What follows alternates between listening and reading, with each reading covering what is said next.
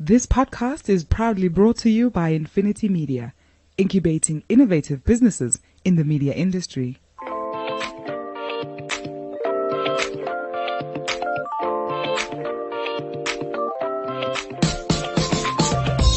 Hi, I'm Gordon Muller. I'm the guru in the Doc and Guru podcast. Thanks for being with us. For those of you who don't know me, I've spent over 40 years in the media industry in South Africa and pretty much made it my home, my life, my passion.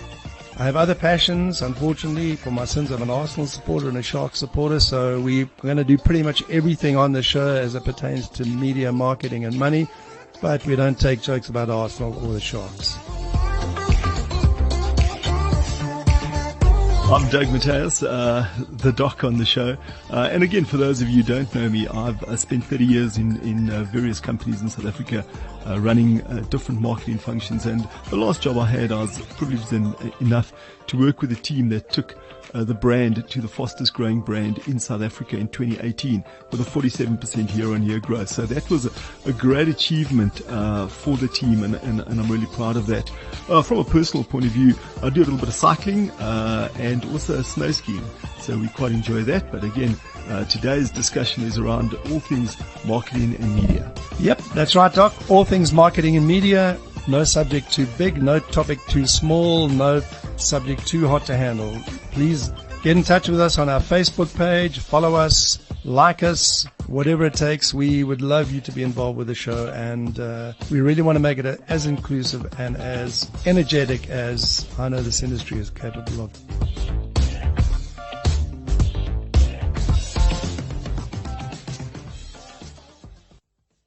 Morning, Doc. Good to have you back in the studio again. Hey, Gordon. Always nice.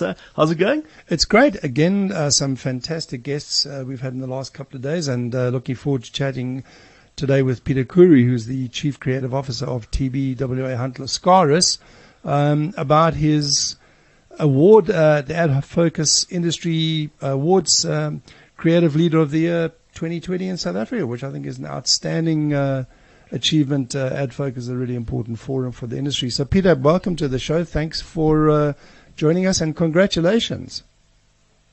Well, thank you so much, and thanks for having me. Great to be here. I know one of the key things which has resonated with the doc here is the MTN Wear It For Me campaign, because he's even wearing his mask this morning, so he's wearing it for me. You've got at least one person who grasped the whole concept, Doc. Yeah, absolutely. And I think, Gordon and Peter, firstly, well done. Congratulations. It's fantastic. Thank you. And thanks for taking time to be with us. You know, we've, Gordon, as you say, we've had some really great guests, you know, and I mean, Peter's no exception to that lineup. So thanks for your time. Peter, let's get straight into it. I think first things first, when you won the award, I think the first thing I saw on your social feed was, hey, hold on, I wish it could be for my team because it's not a one-man band. Do you mind just talking a little bit about the importance of team and how you've nurtured and grown people in the agency? Oh, yeah, sure, Doc. Like, you know, it's so important to work with people that are better than you in a lot of things that we have to do every day. And you know, when you've got really talented A players around you, you've got to make it a fulfilling environment for them to stretch themselves, for them to grow, and for them to eventually even leave and challenge you in ways and maybe even surpass myself as a leader. Hopefully they will, you know. But giving autonomy and allowing guys to rise and actually find their place and have their voice and have the space to make mistakes and to learn from them is so important. And when you can create an environment like that and people thrive, you know that you can depend on them, you know, on so many levels because they're ambitious, they're determined, they're talented, and they just want to do amazing work. So it allows me and it opens stuff and space up for me to get involved in making sure that the environment is good, that I can get some clients on sides about certain things. It gives me a lot more flex in the role that I could play and how influential I could be in actually getting out of the work in some ways and actually worrying about the bigger things and the environment in which ideas are being bought and sold, and make sure that that environment is the best that it can be. And it all round just feeds the channels, you know. So much of what I do, I can only do because like the people that I have and that I'm surrounded by do what they do, and they so dependable and so talented. So, I mean, that's what I mean with that. And really, it's so fulfilling watching them grow and like just delivering on some things that you just never even thought possible, you know?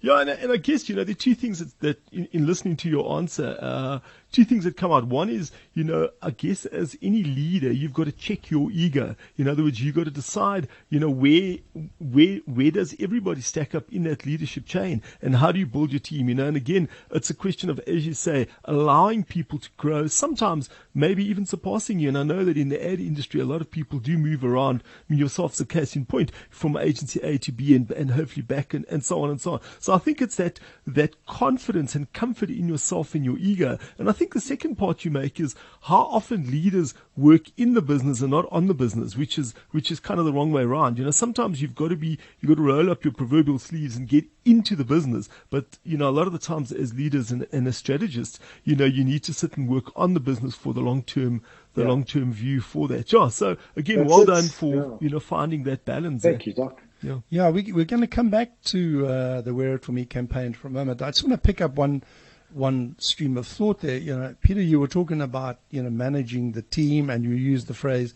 people that surround me. Obviously, 2020 has been a bizarre year. How do you manage a team when they're only virtually around you? How do you, sort of manage creative standards? How do you manage to feed off each other? You know, in the old days, if you wanted to bounce an idea, you strolled through to the creative department or whatever, or to the media department and said, what about this? How do you think about it? How do you foster that sort of spontaneous exchange of creativity in this virtual environment? How do you manage a team that isn't there? Yeah, I know it is, or it was difficult in the beginning, but, you know, with every challenge comes opportunity. And as an agency, as we went into lockdown, we got asked to step in and do a lot of the work and actually launch the brand called the Solidarity Fund. So it didn't exist. And we literally rolled that out, launched it, and created content, created digital assets. We just did whatever we needed to do in those first couple of weeks to make sure that South Africa had its best shot. And whilst doing that, we learned a lot, because it wasn't about us trying to figure out a way to do things. We had deliverables that needed to go out. There were things that our country desperately needed. And it wasn't about no, it was just about find the answer, find the way. And a lot of those first weeks influenced a lot of our behavior and the way that we shifted as an agency. But I must say, like our ops lady, Carol, that runs all of that, was already preempting this. So when we did go into that hard lockdown, we had a lot of that stuff already set up so we could just roll. So being preemptive was good, but then also just having the attitude that, you know, being solution orientated, we found those solutions, and that created a rhythm for us. It created a culture for us. And, you know, where we are right now, like I come into the office every day, not because I have to, but I come in because I know people know that I'm here. And every now and then some people pop in, we have a chat.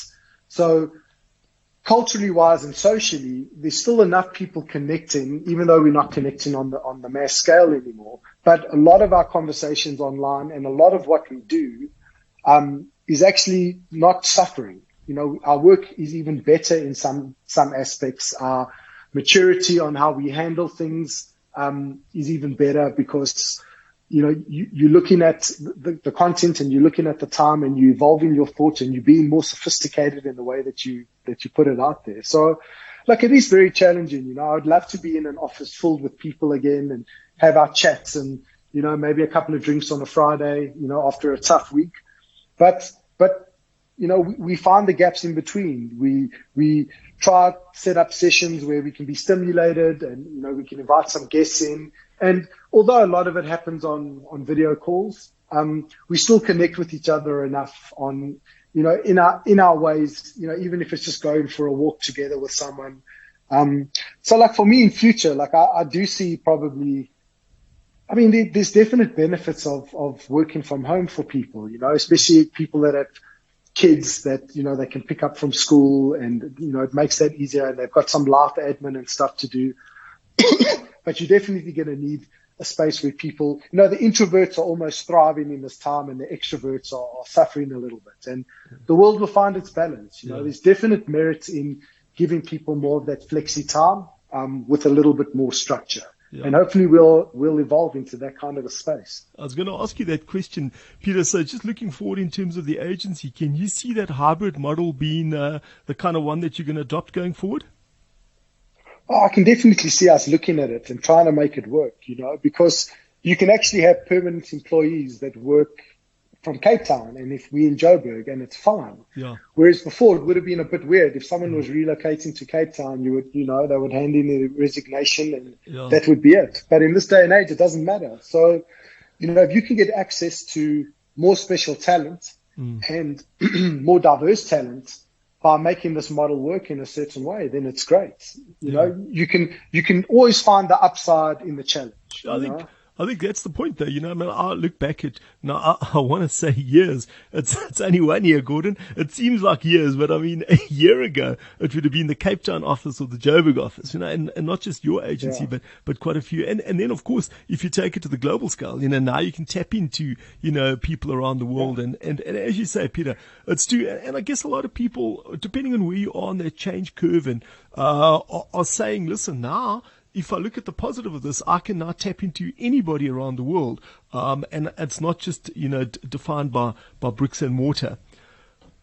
Okay, Gordon. What's also, just on that point, Doc, what's also good is if you think about our currency and you think about what people would charge out, let's say you're a freelancer and you charge out a certain rate.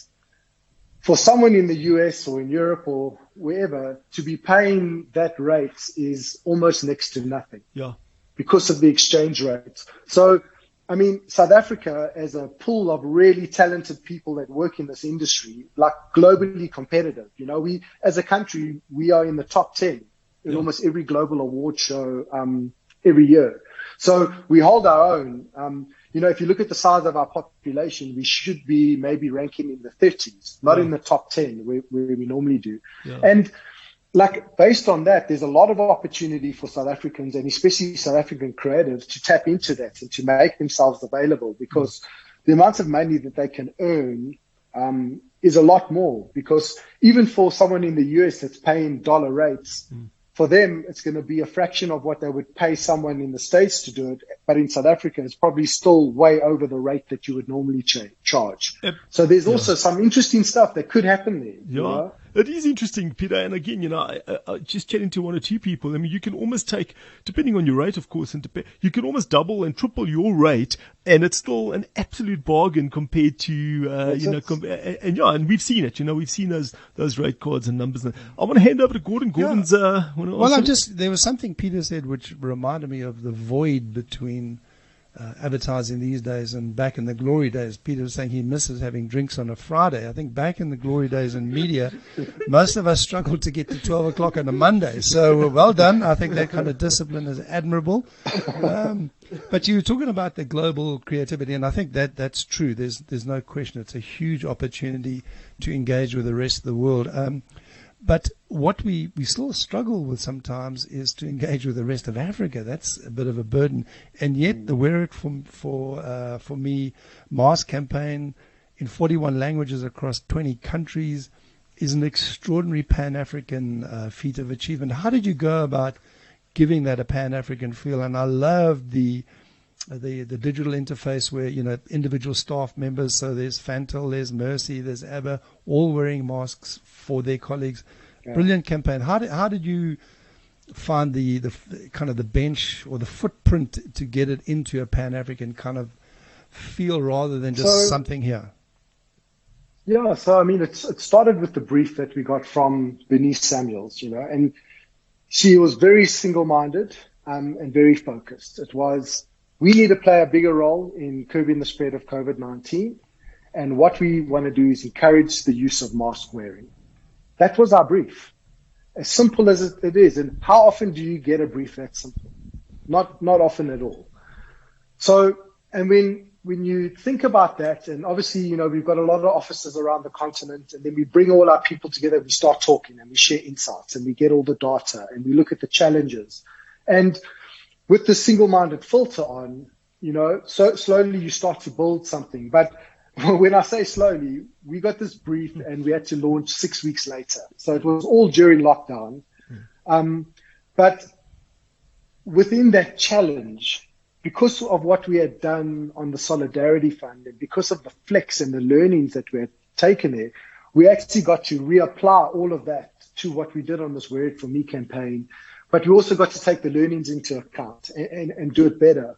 And I mean, like a brief would come in literally in the morning, there would be like 6 briefs or tweaks or requests. And I would almost say before 12 o'clock, 4 of those briefs were already answered, even before the brief could come in officially to the agency.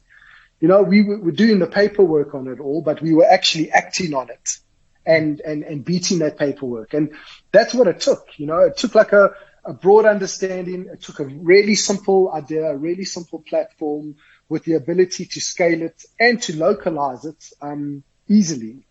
I must say, like to MTN, the commitment that they said that they'll stop all commercial activity for the month of September and invest all that money into this campaign, that really, really gave it the impact that it needed. Because, I don't think there's ever been a campaign on this continent that has crossed over so many people and so many countries and been so effective, and also been so simple in its message, it stretched from using influencers, focusing on moms, because, as Africans, we don't like listening to anyone, but who's going to say no to their mom? And especially when our moms are the most vulnerable, because they're part of the elderly, or they're the older generation, so they're more vulnerable to this. So it was such a nice flip, where it was, rather than MTN asking you, we're going to get mothers to ask, or mother figures even, just to ask, their loved ones to wear it for me. So very effective in what we did. And really, we've never had results like this before. I think there was something like almost 700 million impressions that we got online, a lot of traction. We got artists like DJ Khaled involved. And you would ask why, he's a DJ from the United States. But the traction that he has on this continent and the way that people, look to him as a guiding light, his voice is very influential. So again, the data showed us that it would be a good thing for us to do. And we did, and the results also speak for themselves there. Yeah. I don't know if there's anything more specific. No, that's on the money. Yeah. I think that's wonderful. And I guess, you look at a powerhouse company like MTN playing such a responsible role, and it's wonderful. And that's continued now, into vaccines and rollouts and a whole lot of other stuff. Yes. So great. I mean, that's fantastic, on that side. Peter, just talking a little bit about communication, and I guess the irony, and often in speaking with creative people, or for that matter, client service people and CEOs of agencies, the irony is you sell communication, but often I found that there's almost sometimes a breakdown between client, media house, digital house, if that's separate, and creative house. I mean, what is your feeling? How are you guys working in that space? And I'm not just talking now virtual, I'm talking about pre-COVID, post-COVID, in terms of the need to get better communication and more open channels. You're listening to The Doc and the Guru, proudly brought to you by Infinity Media.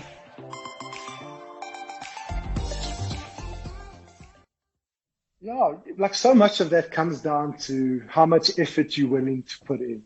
Because let's say there's an idea that starts in what would be defined as the lead agency for a client. And the creative company comes up with something. As soon as that has to go to other companies, like a media company or a PR company or the below the line company, if it's decentralized like that, what ends up happening organically is you lose 25 to 30% of the purity of that idea, because other companies and other people's minds come in, and yes, they start to extend it, but most of the time what happens is they end up diluting it and it loses its pureness. But if you're not lazy and you have the right effort and you're prepared to stay involved in the process with everyone, and everyone respects each other enough to know, where everyone stands, then it does work. So much of it comes down to your attitude, and sometimes you do have to lead by example, and you have to be the person that puts that effort in first, that tells people more than you would normally share, that gives more time of yourself to make sure that people feel heard, even when you say no to something, because they can understand why, because it's not doing the thing that you believe it should do to honor the idea in a more pure form. But, this is guidance of where it could go. And then people listen, and then it's collaborative in that way. And so much of it's your attitude. It's like people are people. Some people work good together and some people are like oil and water. But even in those challenging situations, how do you figure that out? How do you find a common goal and a common vision and a common purpose for yourselves as a collective to actually not only deliver something that the client wants, but to over deliver something then, that they could only have hoped for. Yeah, and I think, and you made the point that sometimes, you've got to take the lead, but sometimes I guess, you've also got to be able to play a secondary role against our earlier point of ego, So in other words, if you're, having worked with many different agencies and try to put them together, sometimes it's just it's like herding cats. You got to try and manage the egos, and not just the creative side, but, everybody else wants to make sure they've got their moment in the sun. And it's, as you say, at the end of the day, what are you doing it? You're not always doing it just for the client. You're actually doing it ultimately for the consumer, and as long as, you can put the consumer first, make sure that whatever you doing is going to play into that space, then I think you're in a good place. Yeah. So I'm going to hand over to Gordon. And you made use of the phrase, Peter, idea dilution. Unfortunately for me, very often it's worse than that. It's idea pollution, which is like an active interference. That old adage, no greater desire is there than that one man should change another man's copy. So, it is this continuous interference. And that's why I've enjoyed the Wear the Mask or Wear It For Me campaign, because it's a simple idea. My concern with this whole digital kind of intervention is that much creativity seems to be judged on its technical kind of engagement, sort of capability, rather than the simplicity of the idea. So I'm loving the simplicity of the idea. But marketers around the world, Peter, are realizing that integration in communication is the answer, really. So how do you see creative agencies moving forward, in that interface between creative, media, digital playing out? And how do creative agencies regain the high ground from the consulting groups like Accenture, or the low ground in the case of McKinsey? Okay. So that's almost like two different questions. I'll answer the integration one first, and then I'll get on to consultancies. But in terms of integration, so if you just right now, technology and gimmicks and gadgets and algorithms are almost the center of gravity for most marketers and companies' universe. And that's all good and well, because it's showing them interesting things. It's giving them good insights based on observations. Not all of them are using it to its full capacity and to full degree, but there is going to come a time where everything is going to even out. Everyone will have access to the same or similar degrees of technology, gadgets, algorithms, insights, analytics, etc. So when all that's the same and everyone's activities are similar because they keep following best practice, because that's what the algorithm tells you to do, what makes you stand apart? What makes someone notice you more than anyone else? What it comes down to is storytelling. Again, it comes down to the stories that you tell and the way that you make people feel. And, that should always be the center of gravity. More than anything, everything else is a way to help you get that story across. And I do think that a lot of people right now have taken their focus off the importance of that.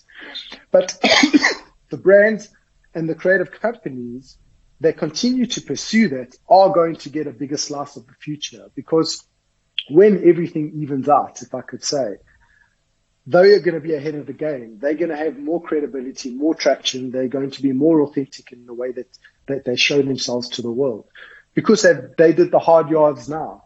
And I'm not saying you must ignore data and analytics in that. It has a useful place, but that's what I'm saying. Everything works together. And I don't think enough companies are emphasizing that. A lot of companies are going, oh, we got to be for purpose and we got to do a purpose. And it's like, purpose is not a marketing gimmick.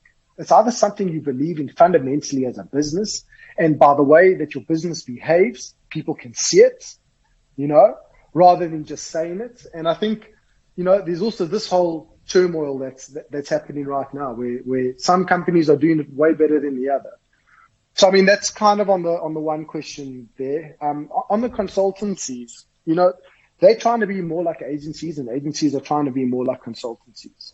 Because if you think about it, where the consultancies have a lot of benefits is they are speaking to the key stakeholders in the business and the guys that run it. And, they get involved in the fundamental business decisions on what drives and the innovation that drives that business forward. At that point, once that's done, then it'll go to marketing and you'll get your marketing brief and so the position in all of that sits. But there is a gap that sits between consultancies and agencies where there's expertise on how you can stitch those two things together. And neither agencies nor consultancies has figured that out completely.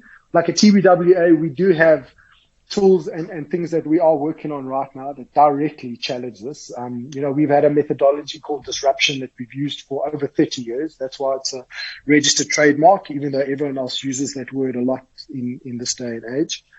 But there's an evolution. It's a tool that we've evolved called Disruption X, which looks way more to where the consultancies play, but then also looks at more project-based work and looks at more individual kind of projects where you can come in, create a mass impact, like the Wear It For Me campaign, for example. You come in, you work hard, it's for a month, it's in, it's out, it's finished. And we worked out great systems and methodologies of it, and we're already starting to play there. And I think, the companies that are going to succeed are the companies that are doing it because they're doing it, because they're learning as they go, because they're figuring out what the intuitive answers are. And it's interesting times, it can go either way. I do think that consultancies that are generally corporate structures and have a corporate environment, it's really hard to get a creative energy or the place that a creative mind needs to flourish. I don't know. I think they'll have to do a lot of work from a culture point of view to make that feel like it's appealing to someone. Interesting observations there. I mean, what you said is simplifying it slightly. Consultants are trying to come downstream into the creative space. Creative guys are trying to move upstream into the consulting space. But ultimately, the real challenge is that marketing has got to move back upstream into the C-suite. If marketing's intervention is only coming in, down the decision-making process, that's where the problem's coming in. Doc, I mean, I know this is something you're passionate about. We just got to get marketers back into the C-suite. Yeah, absolutely, Gordon. And I think, it's encouraging. You and I have got, sort of a separate spin-off series in terms of top marketers, and we're interviewing them now in talking with them, and not just them, but also, their bosses and colleagues. A lot of those top marketers have found their way back through performance. We're speaking, I don't want to take sides here. We just happen to be discussing MTN for the sake of this discussion. As an example, Bernice Samuels as a person has moved, up into that space where it's that mix between, the old cliche of art and science. And it's not just, and I mean, one of the points in our I'm cheering that particular marketer of the year. And one of the points I was making to the subcommittee is we don't want the person to win who's an extension of an ad agency. In other words, if you take that person out, I could just as well have been speaking to the client service person, or for that matter, gone straight to the head creative at an agency. We're looking at a marketer, not an extension of an ad agency. And that's one of the challenges as well, in terms of the marketing function. And a lot of marketers have perhaps historically spent too much time on the communications piece of marketing and not enough on the other things, like, for instance, channel development, deep pricing strategies, understanding products. I've worked with some people where fundamentally didn't understand the product, but was more interested in the big TV shoot, as an example. And I think that's the challenge, Gordon, for guys, and for that matter, agencies, Peter. And I mean, you speak about understanding and getting that simple brief. Sometimes the brief is not simple because the marketer most of the time does, but sometimes the marketer doesn't understand the brief. You know what I mean? They don't understand. And part of our judging is how clearly can the marketer distill the business problem to the creative house. And that's the challenge. And then bringing in, your agency a lot closer to the strategist at the company, at the client for that matter, whatever the client may be. So it's an interwoven and a long way to answer your question. I think it's a complex question, Gordon, and that agencies as well as clients themselves need to get closer and certainly more in tune with the business and not the advertising part of the business. Yeah, and I think that's something crucial. And I just wonder whether something in the form of an open forum where decision makers across marketing and advertising industries don't thrash this thing out wouldn't be an appropriate kind of activity right now. Because I think one of the problems we have with younger and younger people coming into the industry is the understanding of when you may or may not push back. So, it's remarkable after 45 years in advertising, I've never worked on a brand or a service that is anything less than perfect. So when you're faced with something, it's like saying to a first-time mother that she has an ugly baby. It's a life-shortening statement, but sometimes you have to tell them that this is an ugly baby. And Peter, how do you find that balance between embracing the clients and showing the love and just telling them that actually they're really got an ugly baby? Yeah, but it's also to what you were saying, it's like, Doc, when you were mentioning understanding more of the business and not just the pretty TV ad, for example.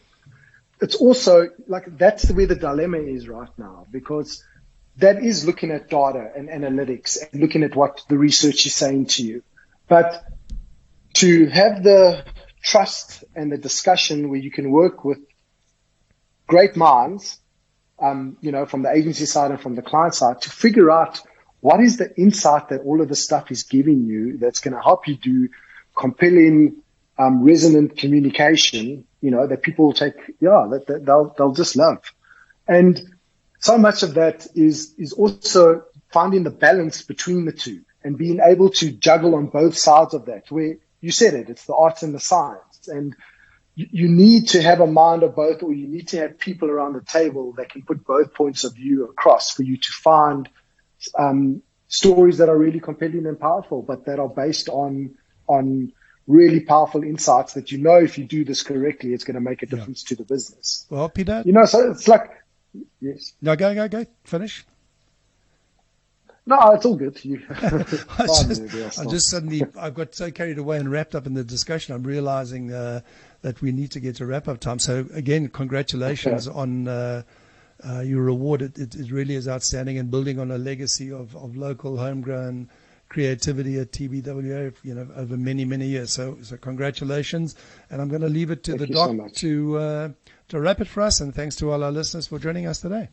Yeah, thanks, Gordon. Thanks, Peter. Yeah, it's always, I'm always careful not to reminisce too much about the times. But I mean, I remember working with Lascaris with John and Reg in the early days. And I think at that stage I was with Nash, and I think we were the second client ever of Lascaris, so, and then before they won BMW, before MTN came on board, and then at Nando's was the sexy brand at the time as well. So it was great times. And Peter, what I missed was the fantastic year-end parties. Those those days it was a lot simpler, and we had something to look forward to. But I know. For those days, I look forward to very much. Peter, thanks very much again. Well done. Industry Leader of the Year. That's a fantastic achievement. Well done, not just for your MTN business, but obviously all your clients in the stable. And we wish you well. Just one last question quickly. How do people get hold of you? Are you on social platforms if someone wants to ask you a question or interact with you? Yes, definitely, Doc. I mean, you can find me. I'm pretty much on all the platforms. LinkedIn's probably going to be the easiest one. Just search for, you can use my middle name as well. So it's Peter Gabriel Khoury, and you'll find me over there. Wonderful. And then just send me a message. Yeah, wonderful. I mean, again, for people, I always want to say young creative people, but not necessarily, just people in general who are keen to be part of the dialogue. Get a hold of Peter. It's an open invite from our side. Peter, thanks very much. And to our listeners, we'll catch you next week on the Doc and the Guru. Cheers. And so that was another episode of the Doc and the Guru. Please don't forget to get hold of us on Facebook, like us, follow us, subscribe to the podcast. And then from my side, you can get hold of me on LinkedIn, Dr. Doug Mattheus. I'm very active and very keen to hear about your views, and certainly will respond, and hopefully we can bring that into the show. Thanks, Doc, and it's Gordon Miller, the Guru, signing off. Thank you for being with us and listening into this podcast today. You can pick up the discussion with me on my Twitter handle, @MzansiMedia, and I'd love to engage with you on any of the issues that we've taken on in the show. And take us at our word. This is really going to be an open forum. There are no subjects that are taboo, and we'd love to have some of the younger, more under-listened, if that's the correct phrase, voices to join us in this discussion. Thanks for your time. The Doc and the Guru, proudly brought to you by Infinity Media, incubating innovative businesses in the media industry.